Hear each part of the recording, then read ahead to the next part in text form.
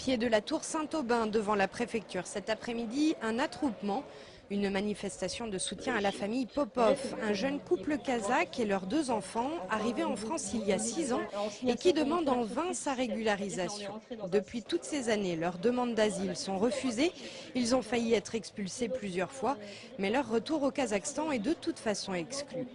La première raison, c'est qu'ils ont donc fui les persécutions dont ils étaient victimes en tant que russophones et qu'ils les retrouveraient. Aujourd'hui, en plus, ils ont perdu la nationalité kazakh, donc ils se retrouveraient sans papier au Kazakhstan.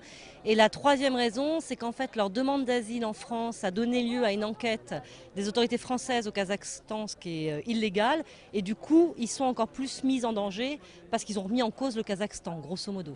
Alors depuis près d'un an, ils vivent à Angers, clandestinement et dans des conditions devenues de plus en plus difficiles, rencontrent dans leur appartement. Donc ils ont un petit univers, comme vous pouvez voir, donc une petite pièce à vivre dans laquelle il y a essentiellement ce qui leur tient compagnie toute la journée, l'ordinateur et la télévision. Bon, l'appartement a quand même la chance d'être assez lumineux, donc ils voient au moins le jour, quoi. Voilà. Okay. Et puis donc ensuite il y a une chambre et ils dorment tous les 4 dans la même chambre.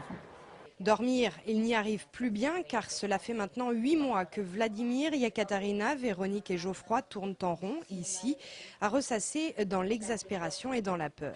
La seule chose qu'on a voulu, de vivre tranquillement, c'est pour ça qu'on vient ici, pour ne pas avoir peur. Et en réalité, on a peur pour moi qu'on avait peur de notre pays.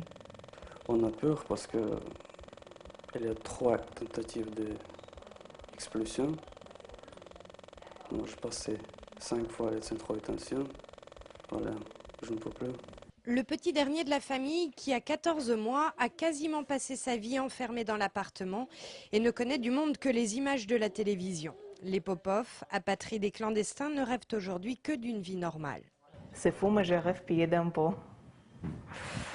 Parce que là, je vais me sentir comme un vrai citoyen, etc. Normalement, il n'y a aucun obstacle à leur intégration, puisque maintenant la petite est scolarisée, que le petit le sera dans un an, qu'ils sont tous les deux prêts et capables de travailler, et qu'en plus, il y a des employeurs qui les attendent. Donc voilà, qu'est-ce qui ne va pas? C'est notre interrogation au quotidien. Et c'est pour cela que cet après-midi, Vladimir et Yekaterina ont pris le risque de sortir au grand jour, fatigués de voir que pour eux, rien ne bouge.